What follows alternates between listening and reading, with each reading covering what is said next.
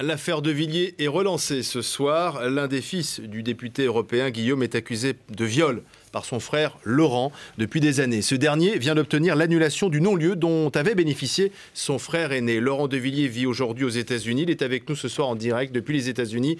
Bonsoir. Bonsoir. Comment avez-vous accueilli cette décision de justice ?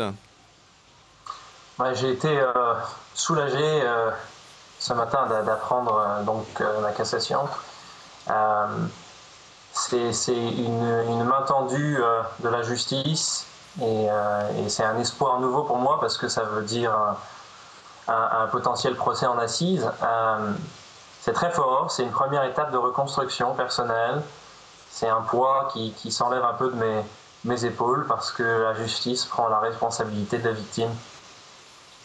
Que reprochez-vous à votre frère ? Écoutez, j'ai porté plainte en 2006 pour viol. Voilà, je ne peux pas trop m'exprimer là-dessus parce que malheureusement on est encore en cours de procédure et donc je risque des diffamations. J'ai écrit un livre dans lequel je raconte évidemment tout ce que j'ai vécu, mais là aussi j'ai été censuré. C'est difficile en France de parler de viol. Le mot fait peur et il est très censuré. Et donc c'est toujours difficile pour moi de raconter ce que j'ai vécu. Et d'autant plus que voilà, c'est de toute façon quelque chose qui est naturellement difficile à partager. Vous avez écrit effectivement un livre qui est sorti récemment. L'avocat de votre frère Guillaume, Maître Varro, regrette la décision de justice et parle de pression médiatique exercée notamment par la promotion de votre livre. Oui, c'est vrai que c'est ce qu'il dit. Voilà, c'est son avis. On a tous le droit à un avis, à une opinion du moins. Je ne suis pas d'accord avec ça. Je pense que le livre, loin d'être un procès, est un témoignage, que c'est un témoignage qui est là pour ouvrir les yeux des gens qui ne sont pas sensibles à ce sujet et pour inspirer ceux qui le sont. C'est un témoignage qui est effectivement, c'est un livre qui a été publié par une grande maison d'édition française, donc qui a été accompagné d'une promotion médiatique assez importante, c'est vrai. Mais qui s'est tout simplement inscrit dans une démarche d'édition et de publication de livres. Et vous pensez que ça a pesé sur la décision de la Cour de cassation ?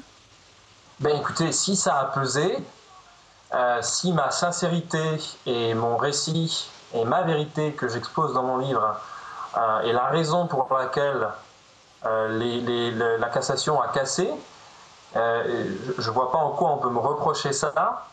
Et moi, je ne le regretterai certainement pas. Alors, ça veut dire que la justice a du cœur. Laurent, c'est fait. Hein. Vous les décrivez dans votre livre. Ils se sont déroulés lorsque vous étiez enfant, entre 10 et 13 ans, des faits de viol, d'agression répétées. Attendez-vous de votre famille ce soir qu'elle brise le silence ? Je ne sais pas. Je ne sais pas. En tout cas, moi... j'encourage mes frères et sœurs, mes cousins, cousines, oncles et tantes et tous les membres de ma famille et de l'entourage familial. Votre père, Philippe ? Oui. Écoutez, moi, en tant que papa, ma réaction serait de prendre mon téléphone et d'appeler mon fils. Maintenant, ça n'est pas qu'un papa, c'est aussi un personnage politique qui tient beaucoup à sa carrière. Et je ne crois pas que ça sera sa réaction naturelle. Je crois Lui, il avait parlé de complot. Hein. Il pensait que vous étiez finalement manipulé pour déstabiliser politiquement sa carrière. Oui, il avait parlé de complot. Il avait dit que j'avais été au départ manipulé par des barbouzes pour atteindre et son fils et lui et sa carrière présidentielle. Puis ensuite, j'ai été manipulé par mon éditeur. Vous savez, ma belle famille a reçu des accusations comme quoi il me manipulait. Pour des raisons financières. Enfin bon, on a tout entendu. Aujourd'hui, il n'y a plus tellement... c'est difficile. Aujourd'hui, là, on crie à la pression médiatique. Enfin, quel va être l'autre argument ? C'est un petit peu ridicule. Je pense que la chose la plus digne à faire de la part de mon père et de ma mère, c'est soit de se taire, soit de parler, mais de parler de la vérité. Et par conséquent, de faire un geste à la justice, mais également voilà, à la victime. Mais je ne crois pas malheureusement que s'inscrivent dans cette ligne. Je crois qu'ils se sont enfermés maintenant dans un espèce de, pardonnez-moi l'expression, de négationnisme. Voilà. Vous leur pardonnez ? C'est essentiel de pardonner pour pouvoir se séparer des blessures du passé. Malheureusement, c'est pas le passé, c'est le présent. C'est difficile de pardonner à quelqu'un qui continue de vous faire du mal. Laurent Devilliers, merci d'avoir été avec nous en direct ce soir dans BFM Story.